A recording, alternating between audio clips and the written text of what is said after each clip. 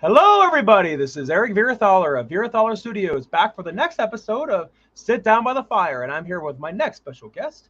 Please introduce yourself. My name is Ashlee Lawhorn, and Thank you yeah, so much. But it sounded like that I cut you off there, and I totally didn't intend to. I am so sorry. no, you're totally fine. Yeah, no, totally fine. Okay, cool, awesome. Yeah. I just felt bad because that was not my intent, and so Oh yeah. no, no, all good.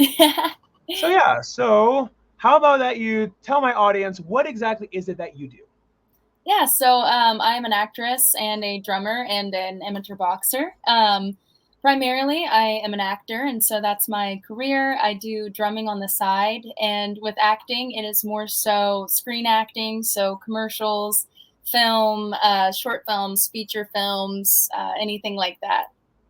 Nice, awesome. Well, that all sounds certainly very exciting. Yeah, definitely. It is it's a roller coaster sometimes. I will say Oh that. yeah. It's exciting, it's crazy, it can be depressing, it can be happy. It's all over the place, but that's what the journey's about, you know? So it's good. Certainly, yeah. And probably one of the most common things that I hear from people is that, yeah, if you're going to pursue that industry, you really do need to develop pretty thick skin about it. Yeah, you do. And honestly, if you don't develop it, you probably won't stay in it. Is my Yep. kind of thought process. It is tough out here. It's you just got to kind of take that mentality of it's not personal, you know, this isn't an Yep. attack on me, it's just I didn't fit this part or we don't align, you know, that kind of stuff. But it can get, if you let your emotions get in it, it can get pretty tough. Yeah. Certainly, yeah. It's something that you really have no choice, but if you want to pursue it, you really truly got to build that resilience. Yeah, and I think honestly what helps too is just, you know, putting yourself out there. Like the more you do Yep. it and the more times you get rejected or whatever, it starts to hurt a little less each time. Yep. And so yeah, you just got to keep going out there and doing it, repetitive cycles, you know, and it kind of gets easier as you go. So it's the good thing. Oh yeah, certainly so. And one of the ways as to how I deal with all that rejection is that every no will every no eventually will get you closer to your yes. But just as long as you don't give up. Exactly. No, I feel the same way. That's my mentality is, you know, if one door closes, that door wasn't meant for me. Yep. Or, you know, if I was already through that door and it closed, then maybe it's time for me to walk away from it. And the next door that is for me is going to open and it's going to be even better. And, you know, when you release that control, oh my God, things get so much easier. Certainly, yeah. And I also feel like that you also need to be open to opportunities. Like a really good example, Jamie Lee Curtis has been vocal saying how she's not a fan of horror movies, but yet, ironically enough, out of all movies that got her name out there, it was the original Halloween. Yeah, right. I mean, it is ironic. I didn't even hear It that, is, but yeah. that's hilarious that she's like, I don't even like horror movies. Oh, it is, yeah. And but what I also do appreciate about Jamie Lee Curtis is that she also has been honest in saying that, yeah, if it wasn't for Halloween, I wouldn't be where I'm at now.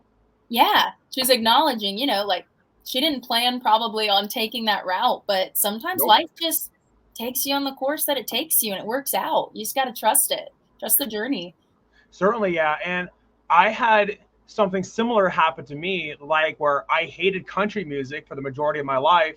But then this year, I actually was in a country music video, and boy, am I glad that I took that opportunity because originally I was just going to be an extra, but I was at the right place at just the right time. And then the director spotted me, and he offered me a bigger role where I have a beer bottle smashed in my head, and I have a fist fight scene. I'm like, bring it That on! is so cool. Yeah, like Yeah. see, just those things just happen and you can't really explain it because like you were saying, you just happened to get seen by the director when you were being an Yeah. extra and stuff. So that's awesome. What music video was it? Can you share? Yes. Yeah. I mean, I definitely can share it since it's been out since like early August. But yeah, it's for an artist named Cecilia Rose, and the video is called Hoedown. Okay, all right, I'll have to check that out. Certainly, yeah. And Yeah. yeah, and honestly, I would say out of all acting roles I have done, that one by far was the most fun. Really? Oh my Yeah, gosh, yeah, you get a bottle smashed over your head, you get to get in a little fight. That's awesome. right, That's always fun. Give me the action, right?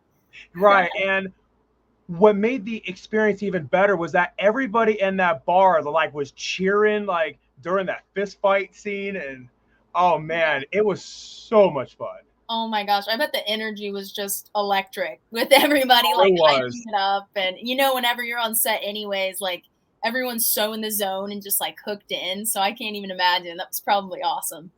Oh, certainly, yeah. And then, what made it feel so much better afterwards was that after I got done filming that, everybody like was cheering me on, and yeah, it's like it kind of felt like a Rocky moment where it's like, yes, Yeah. You just ran the steps. You're so excited. Like, yeah, yeah, yeah, yeah, victory. certainly. And so yeah, and so now that you know about my acting role that I had the most fun with, Yeah. now I'm curious about what yours would be. Okay. Well, so I've done numerous, feature films and short films, and I've had a lot of really great roles that I've gotten to play. But one that stands out to me is a more recent role that I was able to do, and it was for a film that's actually premiering tonight called The Last Ooh, Nightmare, Part One, and awesome. it's a Michael Myers fan film, and it is done by Braden Timmons and Zach Dion. And it'll be on YouTube tonight at 9 p.m. Eastern and 6 p.m. Uh, West Coast. Yeah, West Coast time. And so basically, my scene in this movie is smaller, but it happened to be one of the more action-packed scenes. Right. And with the boxing background and with like I love everything physical. So not only do I love the acting aspect, but I'm like, oh, you want me to do some stunts? Let's go, let's do it. Like that stuff's fun, right? Yeah, yeah, yeah. And so for this one, my friend Chad plays Michael Myers, and he's a big dude. He's like 6'5" or something like that, six Wow. three. He's just a big guy. And for the scene, our stunt coordinator Sean wanted to basically he was like, do you care to get like thrown around, do you care to do whatever? And I said, yes, let's do it, like throw me, like let's do all this stuff. And so what was so fun about this scene and this character is that it wasn't necessarily like the storyline for me in this one. It was the fact that I just got to play and have fun and do the stunt where I'm like flying through the air, I hit the ground, like all Wow. of these different things. And yeah, it was just such a fun experience to let loose. And plus I was friends with these guys anyways prior. Uh-huh. So, you're with your buddies, you're making a film, and yeah, just the physicality of it was just so much fun. And it was really one of my smaller roles, but I loved it. Yeah, yeah, and I mean, ultimately, at the end of the day, I would say that that's what matters most is that you do have fun. Yeah, exactly. I think that's kind of like those little nuggets of, the career when you're like, "Oh, this was so much fun. This was amazing." Like those are kind of what keep you going steadily. Right? Yeah, certainly. Well, that's very exciting. That knowing that that fan film is going to premiere tonight. What is its name again? It is The Last Nightmare, Part One, and Okay. it'll be on YouTube. Yep.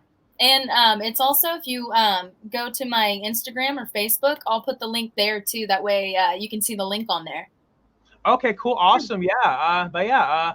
I definitely would love to check that out, and especially considering that I am a big fan of the Halloween franchise, and B, the time of year, and also C, considering that I actually had Michelle Dawson on this podcast, who actually was in Halloween Ends, and so That is so cool. Yeah. See, yeah, it's perfect. It's a perfect fit. You got to check it out then.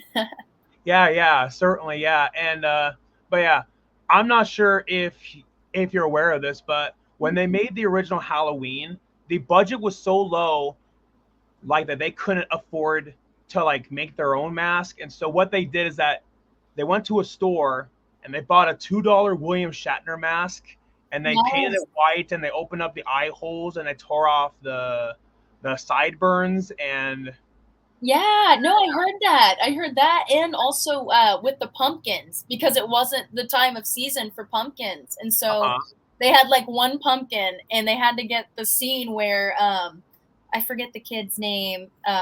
Tommy Doyle. Tommy, yeah, where Yeah, Tommy falls with the pumpkin. They had like one shot to get that fall with busting the one pumpkin that they had, and I just thought that was so cool because it's like it is this huge thing, but it started out in an indie budget, like in an indie space, yeah, with yeah. people just coming together to create something cool. Yeah, and that's actually something that I did not know about how they had that one pumpkin, and I can only imagine like just how Brian Andrews Field felt. I can only imagine just how he felt knowing that that was his one shot, and that knowing that he could not screw that up. Oh my gosh, the pressure was probably on. Like, and I think actually it might be on Netflix. The movies that made us. Have you Yeah, yeah, seen yeah. that? Yes, Yes. I That's where I got that from, and I love that series. If anyone listening, if you guys have not seen the movies that made us, you need to go check it out because it is like all behind the scenes stuff on these movies, and it is such a cool, just interesting show to watch. Yeah, certainly. And I believe that they also made an episode about the original Friday the 13th, which would make sense considering that they made one on the original Halloween. So, Right? Yeah. I wish they would do more because I haven't seen any more come out, but I'm like, it's just so interesting to see where these movies where they came from and how they developed and they come from these some from small budgets and just exploded and ended up becoming franchises and yeah, all this stuff. It's crazy how one thing can trigger just numerous other events. certainly. Yeah. And I mean, at that time when they made the original Halloween, they had no idea what it was that they had. And I mean, of course, they wanted that movie to make money. It's because that's the whole point to making a movie. Is to make your budget back, just so in that way that you can make more movies afterwards. But I mean, at that time, they had no idea that it was going to be the first installment of one of the biggest horror movie franchises of all time. Yeah, like it's wild to think about. And even for actors, if you're in these lower budget films, it's like you never know. Somebody might see that and pick that up. A bigger production company might say, "Hey, that's awesome. I want that. Like we're going to blow that up." Yeah, yeah, yeah. Certainly, yeah. And it's actually rather sad about how I will hear people who say, "Oh, it's an independent film. Nobody will see it." Okay, Terrifier 3 came out not too long ago. It's an independent film, Yes. and it beat Joker 2 at the box office. Like that is insane, It right? is. It's like it doesn't matter if it's indie or not. Like it doesn't matter. Like if it's good and people want to see it, they're going to see it and it's going to Yep. do well if yeah. Yeah, and that, and on top of that, Texas Chainsaw Massacre also was an independent film. And then yep, and then that also, just like Halloween, ended up, ended up becoming one of the biggest horror franchises of all time. Yes, and it's kind of funny too, like thinking about the kills and stuff, even for Halloween, like there's no blood, there's Nope. no anything like that. It is so like stripped down and basic, and it is just so well done. And like you never know what's going to come from the things that you work on and what you put out into the world. So it's really cool to see that crew kind of just blow up like that. Certainly, yeah. And I mean, you probably will concur, but one of the things that I think is so effective about Halloween is just hearing that iconic, creepy theme song, the dun dun dun dun dun dun dun dun. Yes. You hear it and like you get the goosebumps on the back of the neck because it's like, oh yeah, Yeah, takes you yeah, right back to the film.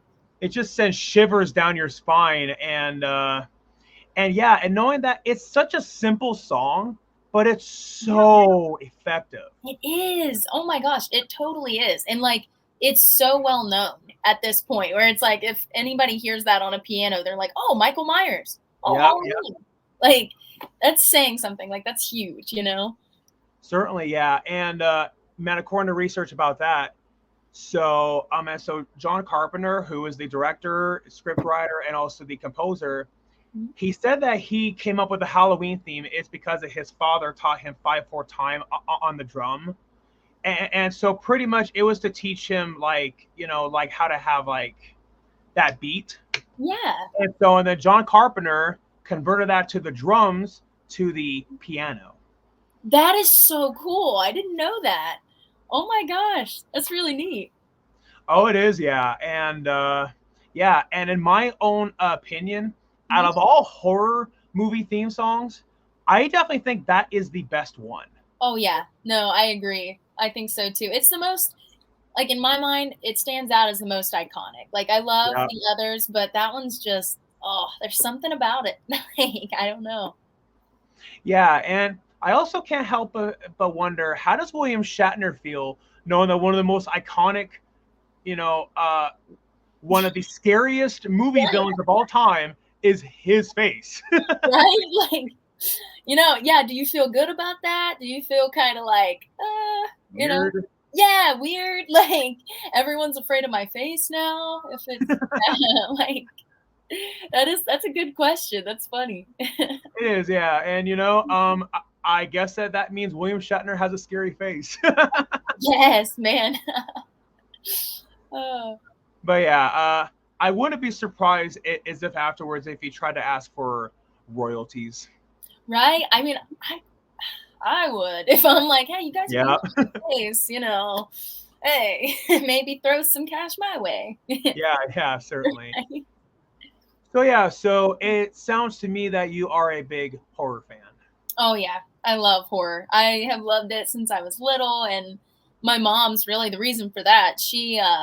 I remember, so my birthday is October 27th, and so I always have, Oh, yeah, it's coming up, and so I always have, like, Halloween birthday parties and stuff growing up, and my mom, she is sick. She loved, like, torturing us with, horror stuff and scary movie stuff, and I enjoyed it. I really loved it, and all my friends, when they'd come over, they'd be like, "Oh, great. Sandra's gonna scare the crap out of us today," uh-huh, yeah. and I'm just eating it up. I'm like, "Oh, this is gonna be awesome." So, yeah, my mom kind of instilled that in me.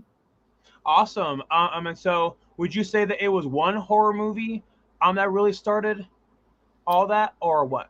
Um, No, I would say many over time because I can't even remember the first horror movie I actually saw. I know there was an instance when I my family rented Jeepers Creepers and we were watching it in the living room and I was younger at that point in time, but I'd been watching, scary movies and stuff, but that memory really sticks with me over the other ones of watching Jeepers Creepers and just being so scared of this guy. And then even on top of that, the first one, the first actual like kind of scary movie, kind of like laughable scary movie, Leprechaun.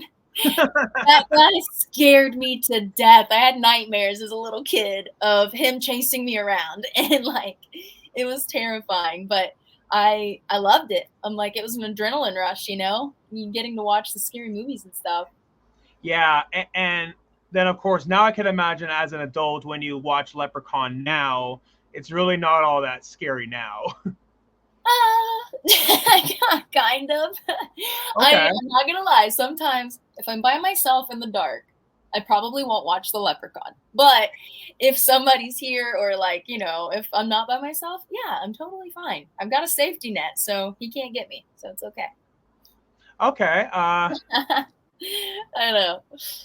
Yeah, Crazy. and I mean, to be fair, I feel like that once it happens in your childhood, it's definitely very easy for it to carry on throughout your life. So, Oh yeah. Well, and it's one of those things like I'll tell people and they'll just start cracking up because they're like the leprechaun, seriously? Like that's what scares you?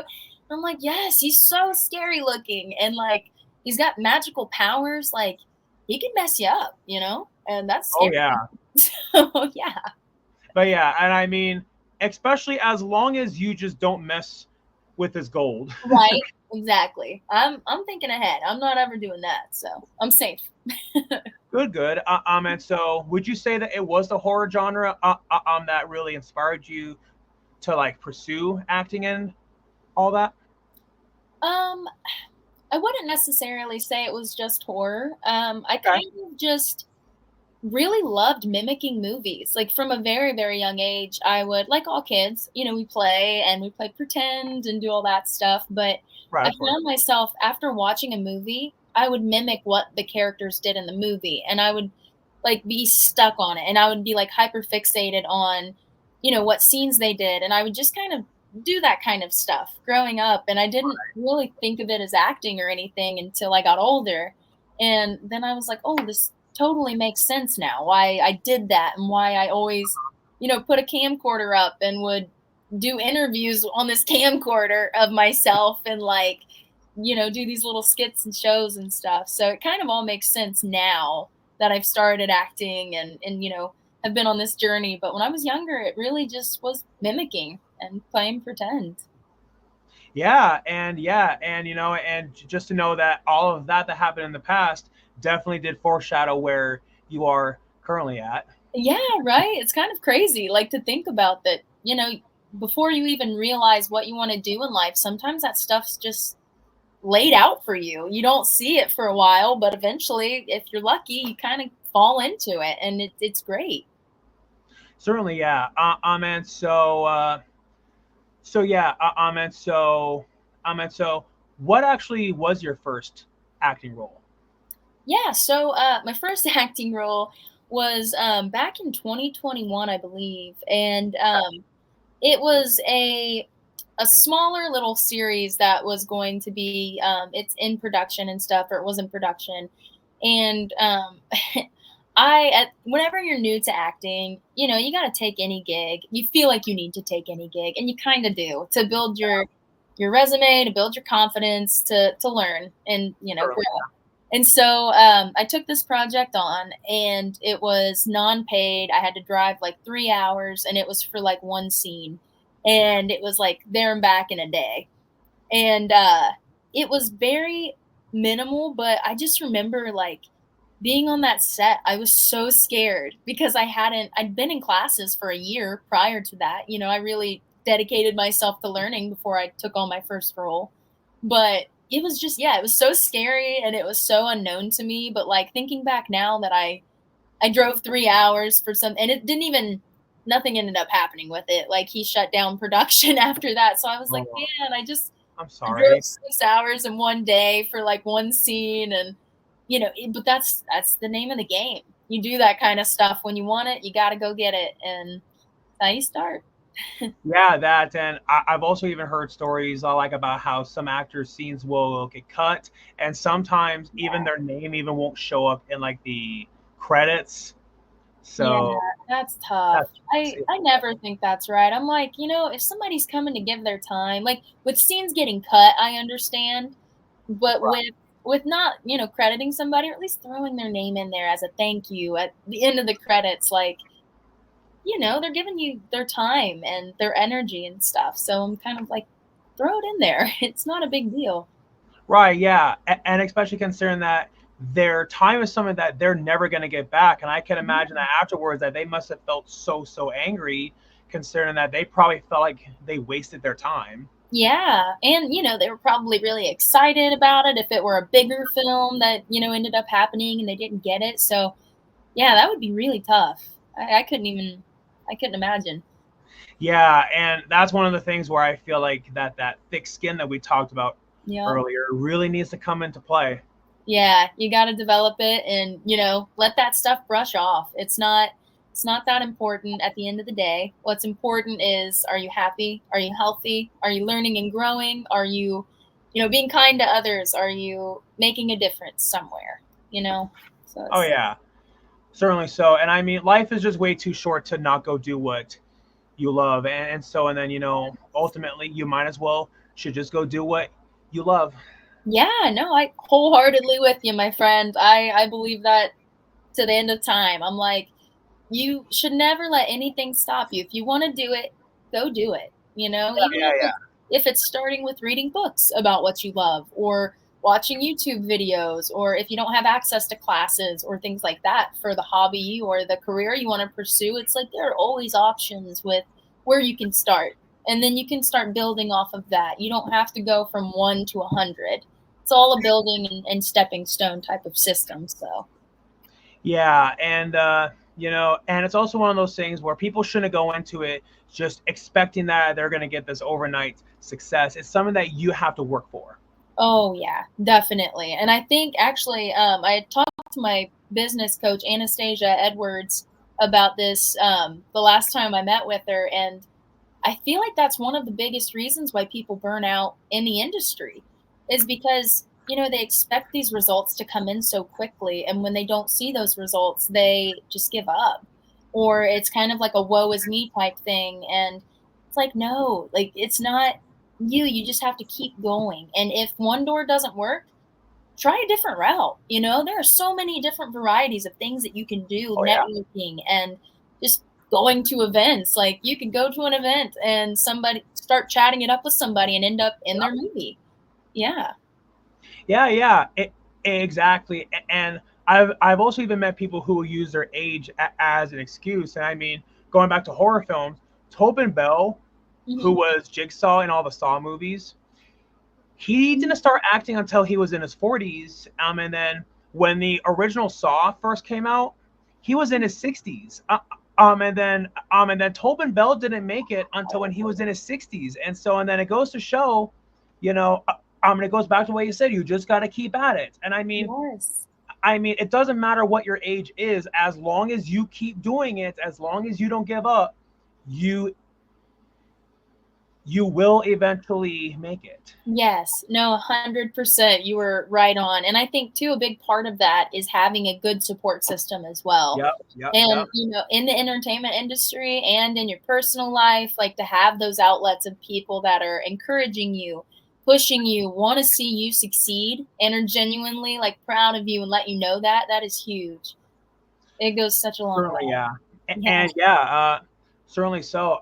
It's because that if you don't have that support system, it definitely is going to catch up to your mental health. Yeah, exactly. It's like you kind of feel like you've got somebody backing you up. Yep, Like if you're feeling low, like somebody else is going to step in and be like, "Hey, I'm proud of you. That was really good. Like you should keep going. You should do this now, or like you should I have so many ideas for you." And it kind of gives you that little spark of, "Oh, okay, I'm not just doing this for nothing. Like people are enjoying this." And even if, your stuff isn't out there, and even to have people just enjoy watching your journey of that's really cool too. Such a nice thing.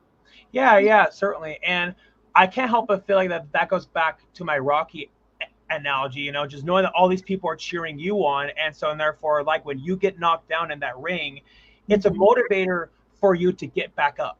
Yeah, exactly. You won't stay down for long. If you've got the right support system, you'll get right back up and they'll pretty much give you a good kick in the butt. Like, hey, come on, you gotta keep going. Don't let it I know so many times when like if I feel down about an audition or if something negatively impacted me and I'm just kind of really feeling stuck or just icky from whatever's happening.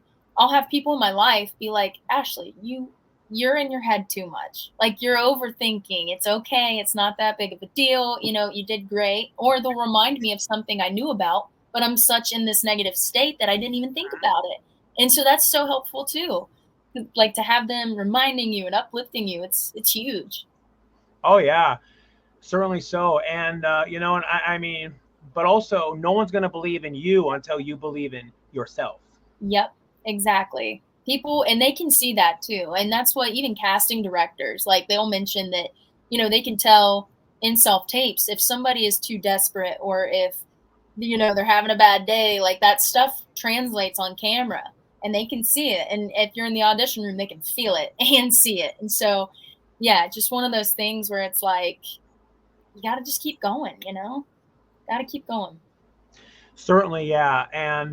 But yeah, and so besides the Halloween fan film, and besides that one role that they had to drive a few hours out for, tell us about some of the other acting experiences that you've had. Like, you said you did a few commercials. What exactly were they commercials for? Yeah, so I've done commercials for Petland. It is a big pet store franchise. So I did a spokesperson commercial for them. I've done commercials for Makita Tools. I've done commercials for Stanley Steamer and Cheryl's Cookies here in Ohio. It's a cookie dispensary and stuff. So I've kind of done like the smaller and the larger scale commercials. And what's kind of what's kind of cool, or actually not cool but interesting, is some of the indie film sets that I've been on have been more attentive to actors and to like the talent and stuff than actually some of the commercial films that I've been on with Oh, like wow. bigger budgets and with PAs and actual like people that are supposed to be kind of guiding and taking care of the talent along the way and letting Right. them know what's coming up next. And yeah, and I came back after doing one of the commercials. I came back and I told some of my filmmaker friends, I was like, yeah, it made me really thankful that our community of indie films really are like raising the standard too for Oh yeah. how you treat talent, how you treat crew, like just making sure everybody's comfortable, happy, and knows what's going on and not left in the dark and things. So it was a weird thing that I noticed for sure. Yeah, and it's rather interesting that you said that because I actually did take an independent film course over the summer. I don't know if you ever heard of, I don't know if you ever heard of a thing called indie films ins and outs. No, I haven't. But yeah, I definitely highly, but yeah, uh, I definitely highly do suggest that you do. But yeah, one of the things that he said is like that pretty much if there's a bad apple on set, and now it's one thing if they if they generally messed up and if they have accountability and own up on it because I mean ultimately we all do have our flaws Oh yeah. and you know we're not all perfect, but if they continuously are going to cause problems, it's going to cost you your budget, it's going to cost you your reputation, Yeah. and and ultimately, if you're going to have that bad apple on set, probably the best thing that you can do is to get rid of them. Yes. No, 100%. And I've been on sets where the, director or talent, we've had those bad apples, and it really does it. It affects morale and it really causes tension on set. And it's like Uh, sometimes you just don't know if you're walking on eggshells, and it can get pretty intense and it can affect everything, even down to like editing and getting like reshoots done or whatever. So yeah, that's a huge thing too to watch out for, is the bad eggs on set. Sometimes watch out for them. yeah, and oh man, the kind of people who you have to walk on eggshells with, it's like it's so exhausting. It's like basically it feels like even if you tap their shirt ever so slightly, it's like even if you tie your shoes the wrong way, it's like even if you wear your watch the wrong way, it's like even that will upset them. Yes, and you're like, sometimes it will, and sometimes it won't, and then you're like, can you make up your mind? Like, which thing is gonna make you go off? Like, what are we looking at here? What are we working with? Yeah, and I mean, ultimately, it goes back to that classic saying that you just really just can't please everybody, which I feel like that, which I also feel like a lot of actors need to realize too. It's like no matter how good that you do, you're just not going to make everybody happy. Absolutely, and that's a part of that thick skin too, because I'm very vulnerable with like my mental health and with anything that has to do with, I love psychology and I love like Mhm. learning about my personality and other personalities. Like I just love that stuff. And one thing I've identified about myself in the past is that I have been a people pleaser. And it affected me when I first started doing this career, because you can't be a people pleaser in this career, because that's not what they want. And even whenever you're, auditioning for something, you don't want to audition with the intent to try to give casting what they want, because sometimes casting doesn't know what they want. And so it's like to accept yourself and to genuinely just be you and embrace the vulnerabilities, embrace those negatives, and be okay with not making everybody happy. that's Yeah. where you're ultimately going to find the success, is just continuing with that mindset. And I've seen myself grow a little bit here from starting this career with dropping the people pleasing more so and just accepting myself and realizing that, hey, it doesn't matter if they like me. I like me, and I know I did good, and that helps tenfold.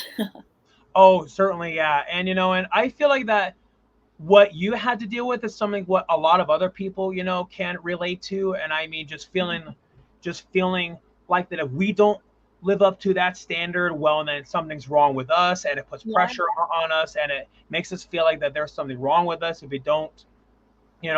But ultimately, you are doing your well-being a huge favor, like by not trying to please everybody. It's because what matters, you're being true to who you are.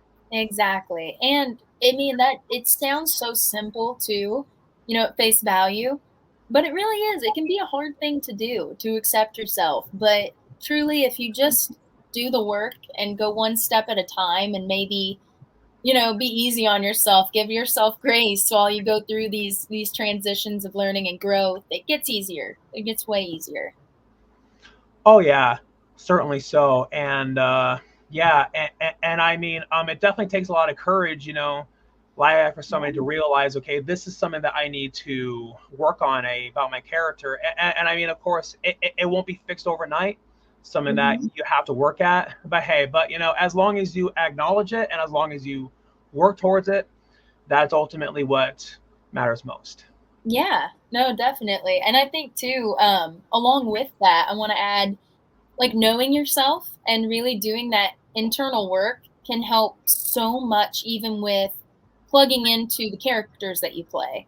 So like that's a part of the psychology part that I love too, is like not only are you able to grow personally and I learn about yourself, but you're helping yourself in your career, because at that point, the more you know you, the more you're able to identify things in others and connect with others based Yeah. on yourself. Like, yeah, it is such a cool thing. And so it's like it's hard, but once you get used to being uncomfortable and getting down to the nitty-gritty, it gets easier and you're able to play a lot more, and you'll figure out where you connect in each character that you play and that kind of stuff. So it's all full circle, I feel like. Oh yeah, certainly so. And yeah, and so you mentioned how you're interested in psychology. I'm just curious, did you ever play a psychologist in a movie, or if not, I can imagine that that would be a role that you totally would be interested in. Actually, I so that's funny you asked. I am going to be playing a psychiatrist in a feature. I know I'm going to be playing a psychiatrist Awesome. in a feature next year. And actually, Zach Dion, the DP and other director of Last Nightmare, that's coming out tonight, the Halloween fan film, he will be directing it, and he also wrote it. And so he had brought that role to me, and he said, "Hey, I think you would really enjoy this, and you would be pretty good at it." And I was like, "Heck yeah!" I was like, "Psychiatrist, I'm in!" And it's like kind of evil psychiatrist too, which was even better because I'm Okay. yeah, a little twist in there. So Interesting. yeah, I'm excited for that one because I haven't gotten to play that yet. And even if I got to play like a psych patient or something, I would love that too. Get a little unhinged. Like, Right. Yeah. And so with that role, I mean, I guess in just your own view, do you feel like that is fate? I kind of do. I feel like things they genuinely like do work out like the way that they're supposed to. And I got my psychology degree, bachelor's degree back in 2019, and I didn't know what I wanted to do. I didn't know, anything. I was like, well, psychology is a generic degree. I could get any kind of job. I just need the Right. degree, right? It's like in this economy, I just needed the degree. So Yeah. Yeah. Yeah. yeah.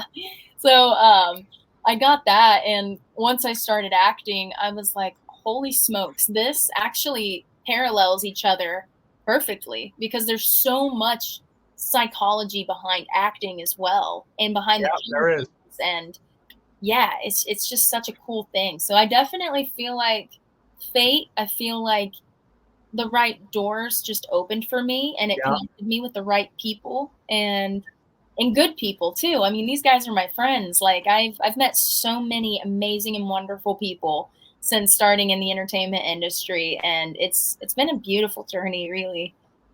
Yeah, and yeah, and well, and I certainly do wish you the best of luck. Thank you. I appreciate that.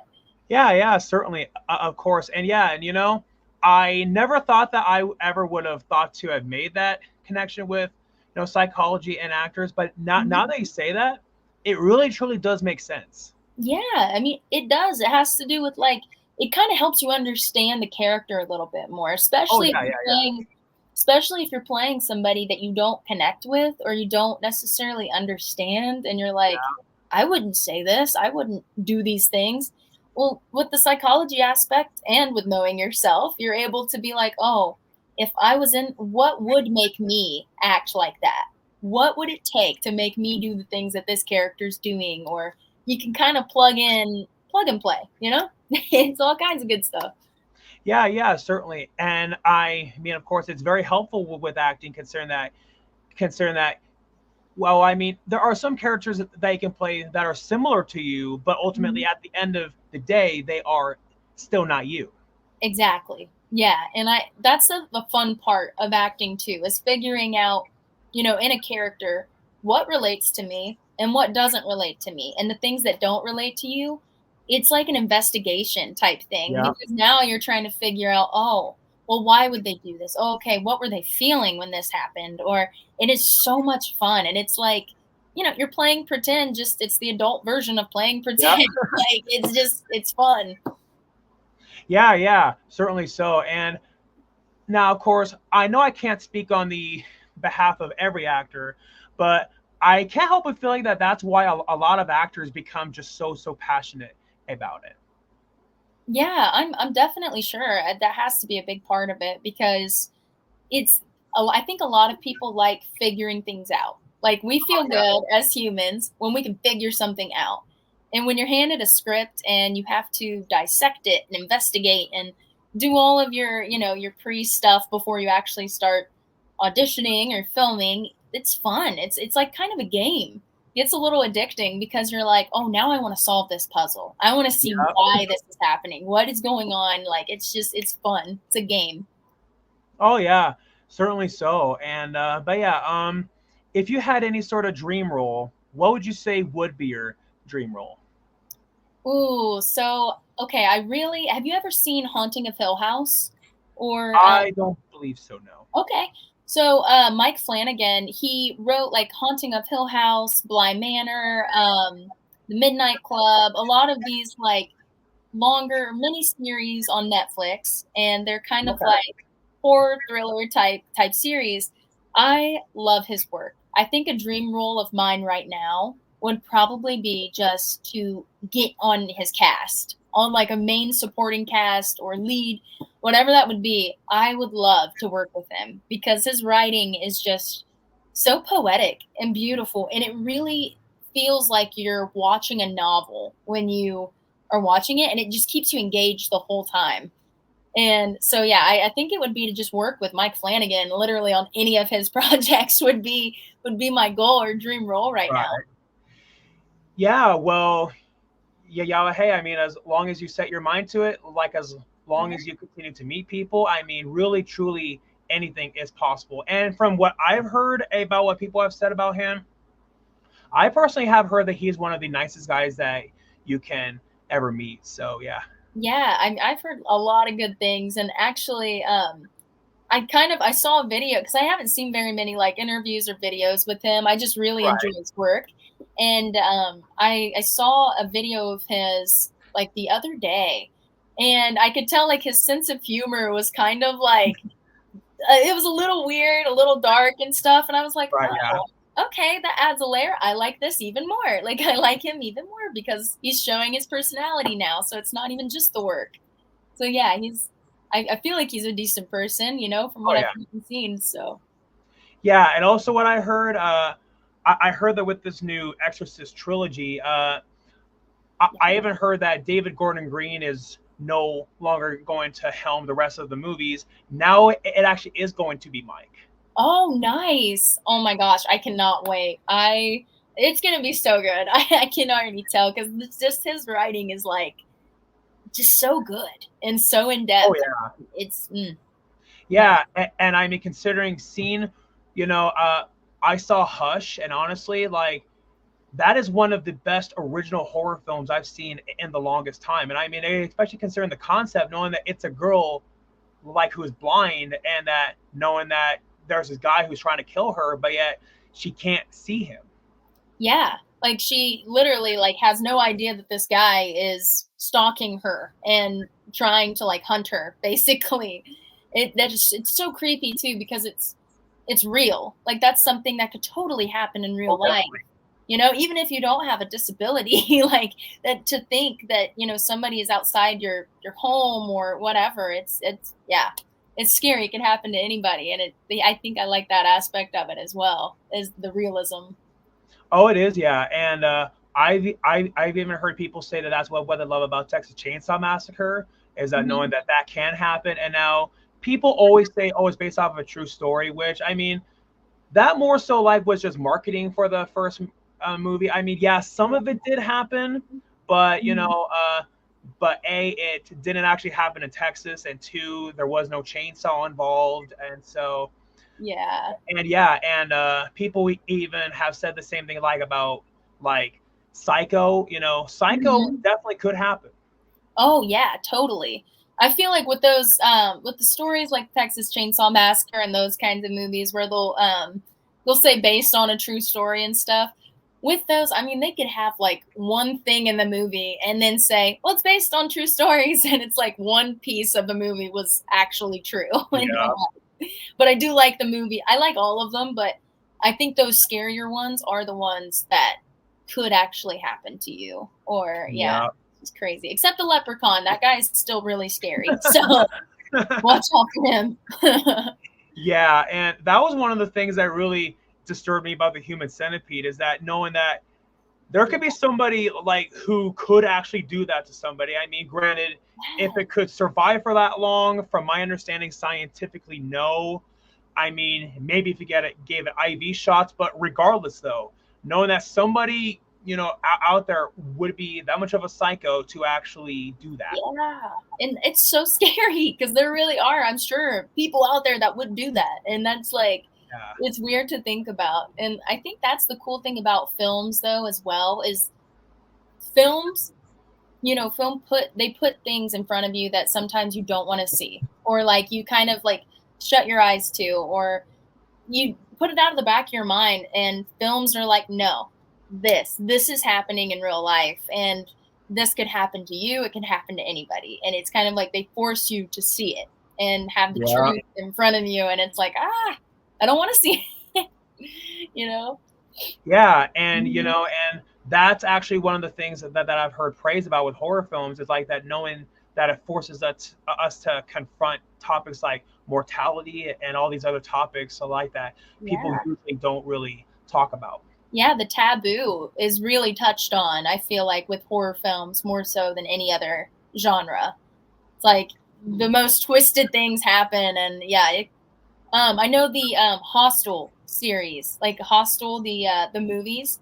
Hmm. Those really get me. I can't even really get through them anymore. Like I watched the first Hostel one time, and it terrified me. One, to go to a different country when I don't know a lot about the country, but then it also just grossed me out the way that these people were tortured and everything else. And I was like, oh my god, like that is actually something that's probably happening right now in a different country, and or Oh, here, definitely.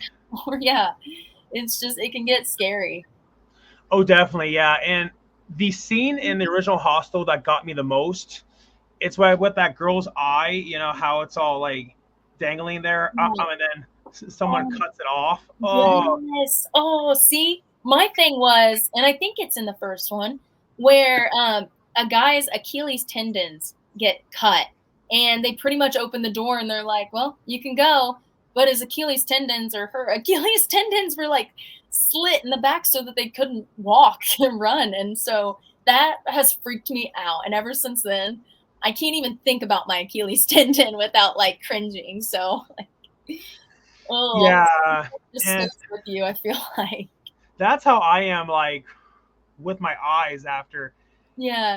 after seeing that scene. And yeah, I mean, Human Centipede for other things, and yeah, and oh my gosh, and even the original Saw. I mean, like, just Mm. even seeing, well, like, those handcuffs, or even just seeing a saw blade, it Yeah, really makes you think about it in a different way. it does. Yeah, well, because then you're seeing it and you're like, oh, well, somebody cut their foot off with one of these. Like, and it triggers in your mind too. Like, you start to, especially if it's fresh in your brain, you'll associate those things with, like, those thoughts will kind of just pop up in your brain and you're like, dang it. Like, I didn't want to think about that scene today. I didn't want to relive watching that right now.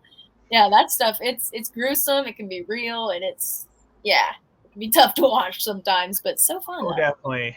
Yeah. So, I guess in your own opinion, out of all the movies you've seen, which one do you think is the most brutal one you have ever seen? Ooh, I would say honestly, Hostel and Terrifier would be up there neck and neck. Yeah. Terrifier's pretty gruesome. Like It's he's pretty crazy. So that series definitely, like, I think I watched the second one recently because I wanted to watch it before I go watch the third one. yeah. And I was like, oh my god, the kills in it were crazy and just like so imaginative, like what they came up with. But I was like, oh, this is hard to watch. Like some of it was just tough. Especially during that infamous bedroom scene where it just drags on and on and on and Yeah. It's like, yeah, that stuff, it scares me. That's yeah.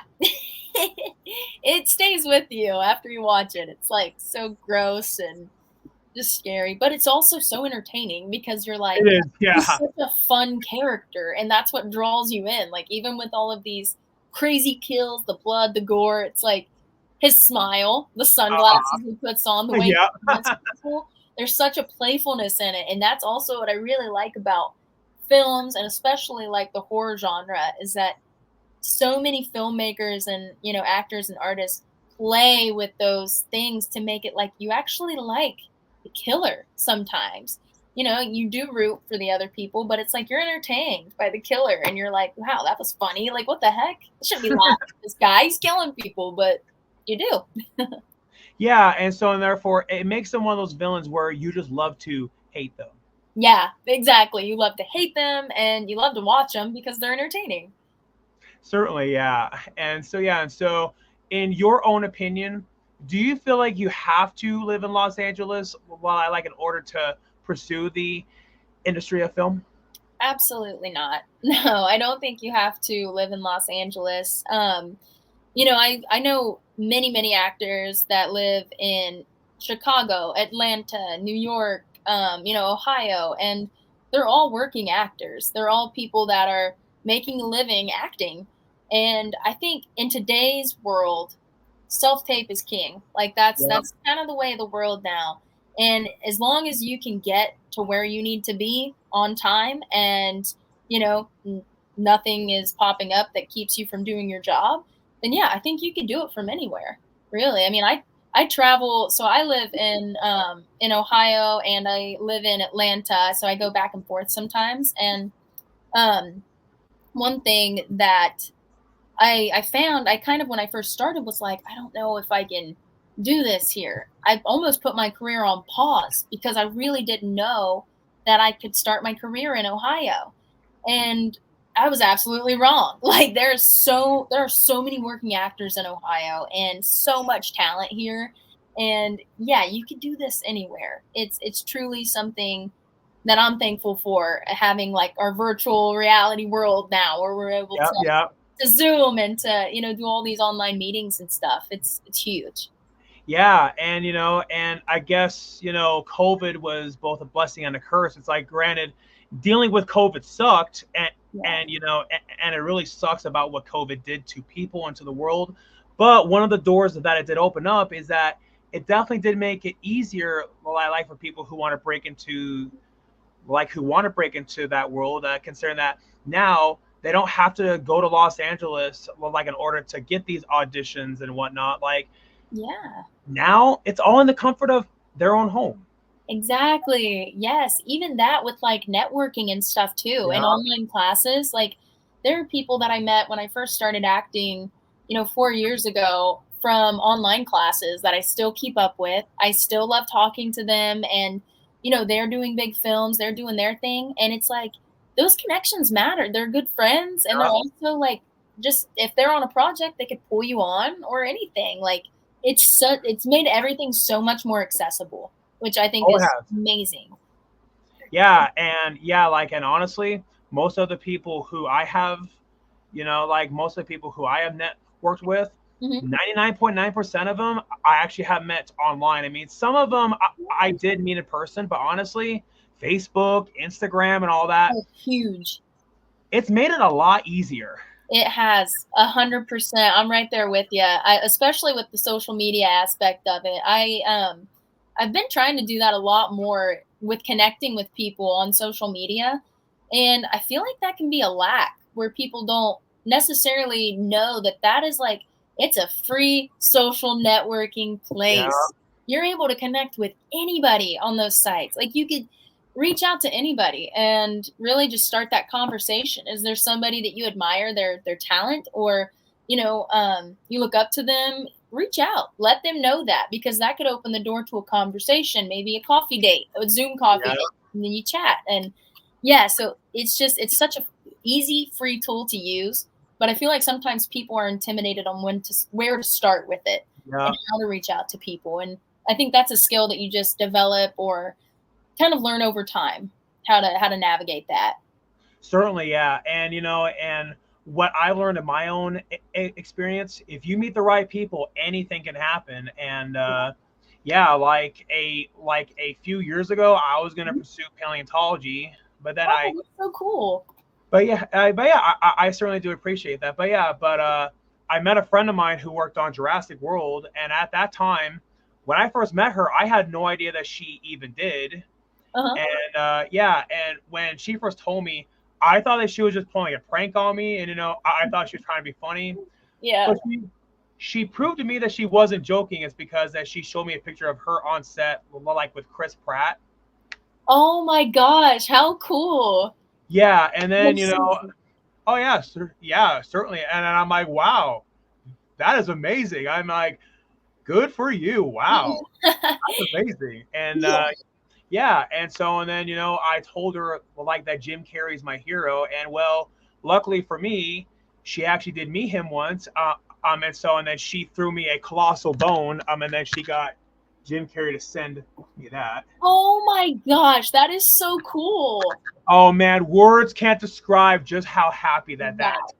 made me feel. Yeah, no doubt. Oh my god, you're probably over the moon getting that. Like, and that's it, just meeting people. And you weren't even in an entertainment thing. You were studying paleontology and just having Yeah, yeah, like, it's huge. yeah, and I mean, considering that that's what I waited my whole entire life for, and then and then she was honest. She was like, Eric, you would be better at filmmaking than you would be at paleontology. It definitely really caught me off guard when she said that. Yeah. But then after she threw me that bone, and just a few other things that happened in my life, I realized that she was right. And from what I learned, you meet the right people, they really can change your entire life.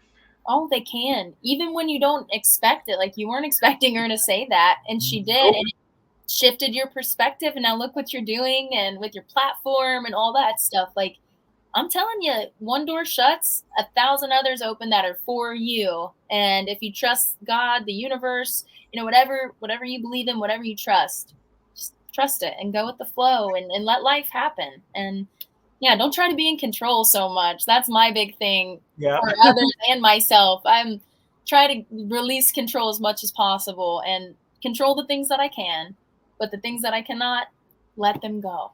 Breathe and let them go. Exactly. Yeah, because ultimately you can only do so much, and it's just crazy to imagine, had I not met her, my Mhm. entire podcast would have never happened, and like, in me doing these horror movies would have never happened, these commercials and that Yeah. music video, all that would have never happened had I not met her. Exactly. Like, it's so crazy. Would you consider that fate?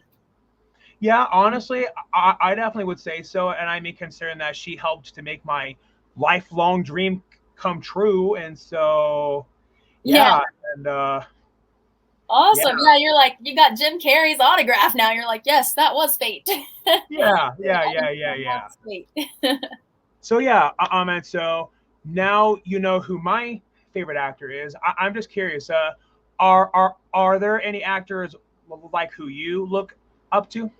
Oh, absolutely. So I have two, and they've Okay. played in a movie together. I love Melissa Ooh. McCarthy and Sandra Bullock. Those are my girls. I love them. Melissa McCarthy and Sandra Bullock just crack me up. They're so funny, and they both seem like very kind human beings too. Oh And yeah, that's certainly huge so. for me. It's not all about like the talent and stuff, even though they're amazingly talented individuals, like insanely talented.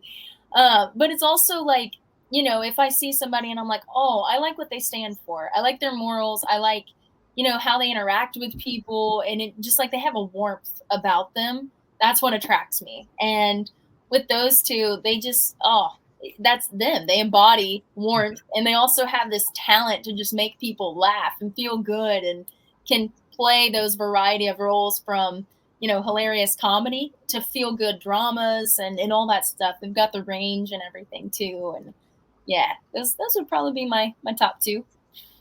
Yeah, and in my personal opinion, out of all movies McCarthy did, Hmm. it's hard for me to say what was the funniest. I definitely thought she was really funny in Identity Thief, and she was funny in Heat, I believe it was called. Yep. Yeah, and she also did one movie that pretty much was like the raunchy version of like those puppets or whatever it was called. What's that called? Basically, it's like Sesame Street, but it's the Yeah. R-rated version. What was it called? Shoot, I forgot at the worst possible time. Yeah, no, when you think of it, you'll have to send me what it is, and I'll check it out though, because Yeah, I yeah, do want to. yeah. I do want to see this now. Raunchy and puppets. I'm hooked. I'll watch it. Yeah, and I mean, knowing it's a raunchy comedy, I mean, I imagine it's like Sausage Party, where you see like these innocent looking characters doing not so innocent things, Yes, exactly. Right. like banging each other or smoking Yes. weed. Right? That is what it is. It's so funny. Yeah, Melissa McCarthy, one thing I really love about her is she's not afraid to go there in her roles. Like, she is just not afraid to send it and to really play those characters that are just off the wall, kind of batshit all over the place. Like in Bridesmaids, her character Megan that was probably one of my favorite characters she played, because she's just this tomboy woman that is just speaks her mind. She doesn't care what people think. She has her own twisted sense of humor. And I'm like, I fell in love with her, I think, from watching that film is what hooked me. Awesome, and yeah, and and I definitely would say that that would be a good film, like for that to cause all that. But yeah, Yeah. for me with Jim Carrey, Hmm. it was either The Grinch or it was the original Ace Ventura movies. Yeah. Okay. Yeah. See, I haven't watched Ace Ventura in a long time. But Jim Carrey also, I mean, I feel like he's one of the greatest actors to ever live. Yeah, Honestly. Like, in not even just in a comedy sense, but in a totality sense. Like, he yeah. is just his range is insane. And Oh, certainly, yeah. yeah, and he seems like a very good human being too, with the things that he does and what he believes in and things. So another good one right there. Certainly, yeah. And honestly, Jim Carrey like has given some of the best life advice I have ever heard. Yeah. Oh, yeah, I've seen some clips like where and he kind of cuts the bullshit. Like, Oh yeah, he doesn't sugarcoat anything. Like, he tells you the truth. He tells you what he believes, and kind of lets you take it and run with it. And if you want to accept what he's saying, you can, and if not, whatever, he gave you the advice. So certainly, yeah. And yeah, and I mean, like it reminds me of a saying: you can give the horse the water to drink, but ultimately it's up to the horse if they actually want to take that drink. yep, exactly. That's it. So yeah, so as far as you with Sandra Bullock, was there one movie of hers like that you saw that really got you to admire her? With Sandra Bullock, I would say I started liking her career, I think, in the later years because I really didn't see a lot of her early stuff whenever I first started liking her as an actress. Um, One of my favorites that she was in, though, besides Bird Box, would be The Proposal with Ryan Reynolds. Yeah. I love that one. Miss Congeniality, I think that was probably that's the number one for me. Miss Uh-huh. Congeniality. It didn't pop up here, but now it is.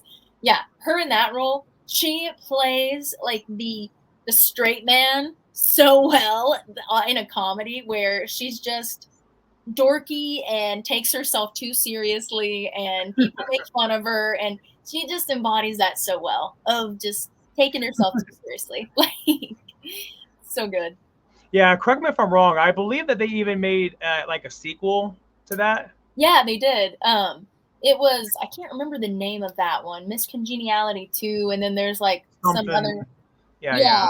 but I can't remember that one. I think I liked the first one better than the second one, but still, it's Sandra Bullock. You gotta love her, you know?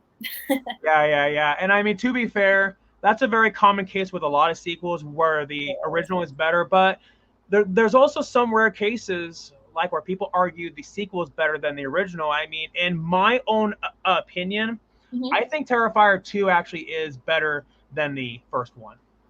You know, I kind of agree with you there. Yeah, because I just recently watched them too, so it's fresh in my brain. But Oh, yeah. yeah, it had more of, I felt like the pacing was faster in Yeah. Terrifier 2. It wasn't so much of like stalking at that point or like figuring out what's going on. With Terrifier 2, I just felt like, I don't know, there was more going on other than what happened in the first one. So, yeah.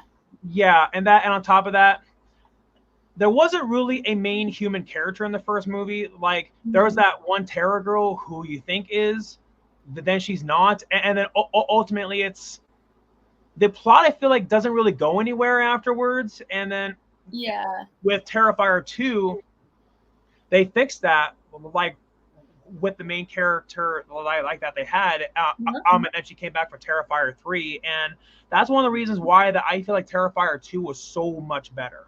Yeah. Well, that's the thing. Like, people want somebody to root for in a movie. Yeah. Like, and if you don't have that, it kind of does get washed over, and it really can make the plot messy and just kind of hollow, I guess.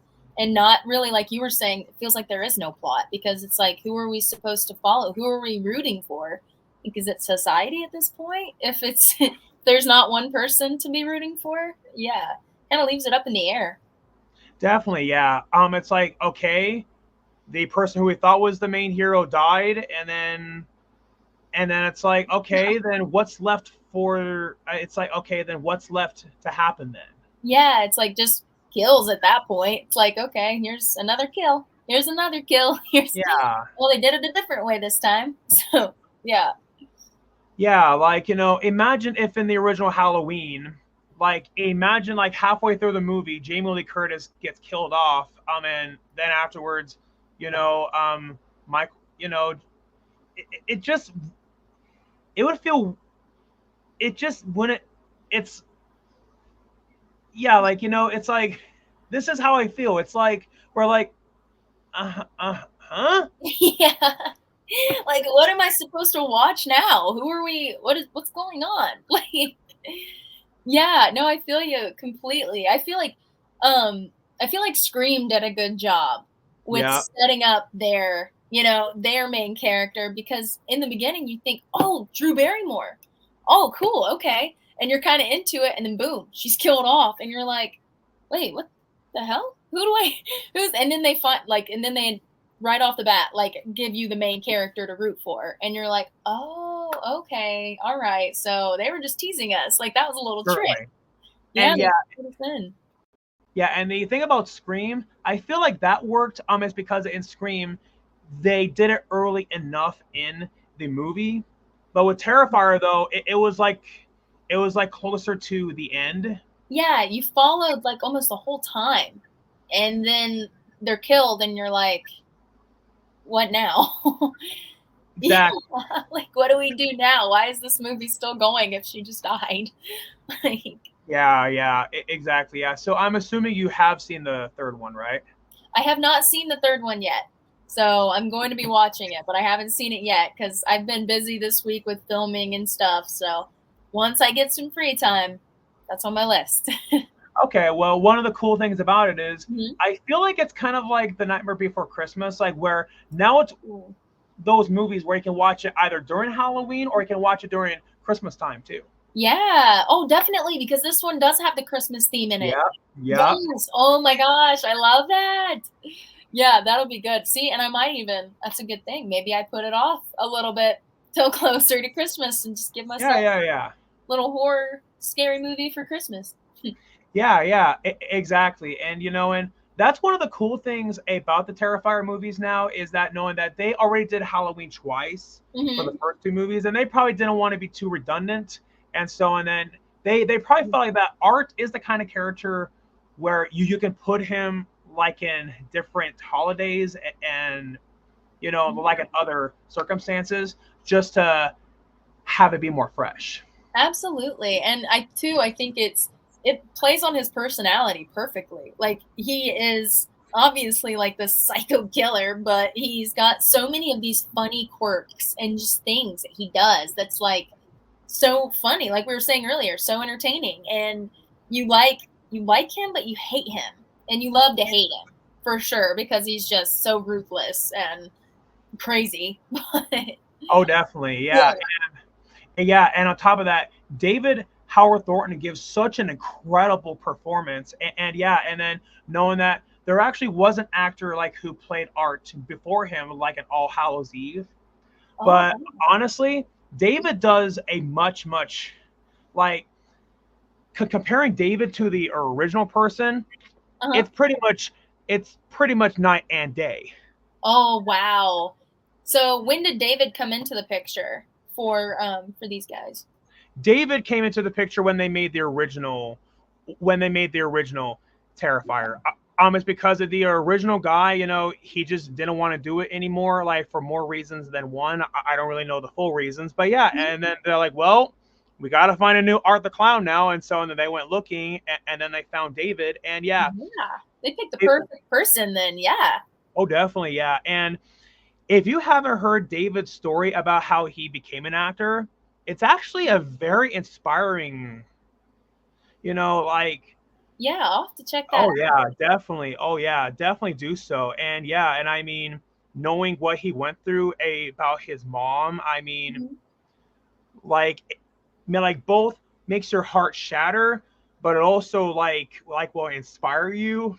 And Yeah. it's rather odd knowing that the guy who plays Art the Clown, one of the most brutal movie villains of all time, can be inspiring. Yeah, like, right? Like, it's weird to think about like that, but yeah. Like, man, I'll have to look that up. Definitely. Oh, definitely. Yeah. Actually, as a matter of fact, I could definitely send you a link. Like, Yeah. I could say, definitely send you the link to the one that I saw, and like, wow, like and ironically enough, I mean, not beat for beat everything that he went through, but some of the things that he went through, it's something that even I feel like that I can relate to as well. So, Yeah. No, that's awesome. Please do send that over. I'll take a look at it. oh yeah, certainly. So, well, so yeah, so yeah, and so what is some life advice that you want to give to my audience? I would say some good life advice. We kind of touched on this a little bit, I think, throughout our conversations, but it would be to really give yourself grace. When you're going through things in life, go easy on yourself because you're all you've got. At the end of the day, you got to take care of you and make Oh sure yeah. that you're all right. And also, pursue those passions, pursue your dreams. Nothing is out of reach. It really isn't. And in today's world that we're living in, you have so many tools at your fingertips. I mean, phone. Like, if you have a phone, you've got all the resources that you need right there. Yeah, and so many free ones with social media. And I would say, network, don't be afraid to be vulnerable. Take care of yourself, mental health, and go easy on yourself. Don't always put so much pressure on you. And try to not be in control all the time. Be okay with dropping that weight of having to control your journey or your, just your life in general. Like, just let life kind of lead you on your path. Oh yeah, certainly so. But yeah, I appreciate you sharing that. And so, Absolutely. but yeah, my final question that I always ask my guests: what are some things that you want to plug? Yeah, so like I said earlier, Last Nightmare is going to be on YouTube tonight. Last Nightmare Part 1, it is a Michael Myers fan film. It'll be on at 6 p.m. Pacific time and 9 p.m. Eastern time, and any other time in between. That kind of correlates. Yeah, so that'll be coming out tonight. And then trying to think if anything else is really popping up. Oh, I just had a feature film called Hello, It's Me get put on Amazon Prime. So if anybody Ooh, wants to check out Hello, It's Me, it is a cult thriller type film, and it okay. has to do with a sister that leaves her family behind without a word for 3 years and comes back with a mysterious man who is, you quickly read right off the bat, he is not a good guy, and he puts up a front. And so it's very it gives me like Charles Manson vibes with the lead antagonist. And so if you like cult things, if you like thrillers, like that is a good one. You can go rent it on Amazon Prime now. So yeah, those are the two things. And I also have one more movie. If anyone's a Supernatural fan, Ooh, yeah, I was in a Supernatural fan film called Wayward ooh. Sisters. And there's a huge twist in it, but it is on YouTube, and it's really enjoyable to watch. So if anybody is a fan, go check that out too. There's a big twist in it. I'm the twist. If you get to it, I don't want to spoil anything, but I'm the twist. So definitely check that out too. Yeah, well, funny because now when I go watch that movie, as soon as I see you, I'm gonna go. Okay, now I'm going to expect an M Night Shyamalan thing. Yeah, you're like, okay, she's acting nice. She's sketchy. Something's going on. Like, I don't trust her. Something doesn't feel right. Yeah, like I'm getting a vibe. Something isn't right now. Yeah, yeah, certainly. But yeah, and so, and so, besides those two, sorry, besides that Halloween fan film, you said you said that one on Amazon is out now. Yep, the one on Amazon Prime is out now, and it's available to rent or buy. But to rent, it's $2, so real cheap. But it's on there, Okay. so people can see it there. And then Wayward Sisters is on YouTube as well, so you Okay, can go to Wayward YouTube and see Sisters. that one. It's on YouTube. Yeah, I just want to write all this down just so Yeah. that way I won't forget about it. But yeah, Well, and I can send you links too with this stuff. That way you have it and okay, don't have to cool. go searching for it, and make it easy as possible. Okay, yeah, certainly, and I'll be sure to share it on Facebook and to tell people about it. Yeah, thank you. That would be Yeah, amazing. yeah, certainly. But yeah, the one but yeah, the one on Amazon's called what? Sorry. Hello, it's me. Okay, And hello. what's funny is whenever you look up "Hello, it's me," there is also like a Hallmark-esque, I think, movie on there called "Hello, it's me." And I posted on Facebook, the link and all that stuff to Amazon, and people were like, "Ashlee, I'm kind of confused. I don't think this one's your movie." And I'm like, "No, it's the one beside it. It's the one that looks creepy, not the one that's a Hallmark movie." I'm like, "Yeah, I'm like, go to the creepy one. That's mine." Which is actually rather ironic because it reminds me of a very similar situation. There was a movie called Jack Frost that had Michael Keaton that was more Yeah, of like a family movie. But then that same year, there was a horror movie The called the Monster. exact same thing. Yeah. I remember that. And it's like it can get confusing, but it's like, what do you do? you know? Yeah, yeah, Mm. certainly. And it's one of those things like where Jack Frost, it's not something that you can copyright or trademark, and then Mhm. you can argue that it is in the public domain. I mean, I'm pretty sure that it is, and so I'm Yeah. pretty sure that that's why that they were able to get away with Oh, that. okay. Yeah. And that's the thing. It kind of I hate that there can be like films and movies that are so close in names and things, in titles, because it's like if you're trying to promote your stuff or if you're trying to tell people about a certain movie, and kind of makes communication like a little sketchy sometimes or glitchy, because it's like, well, which one are you talking about? What are we watching here? Which one? Yeah, certainly. Like, I can't help but feel like that's now the case with like the Halloween series, because there's the original one called Halloween, and then afterwards Rob Zombie then made his remake also called Halloween, and then also it makes it confusing when they rebooted in 2018. What did they call it? Just Halloween. Yes, right? It's like, come on, guys, why? Like, it's so confusing. It's like, at least give it a subtitle. Yeah, I know a subtitle would be huge for those. And honestly, I'm not a big fan that they did that anyways, because I'm like, pay I'm homage not to either. the original. I'm like, pay homage to them, you know?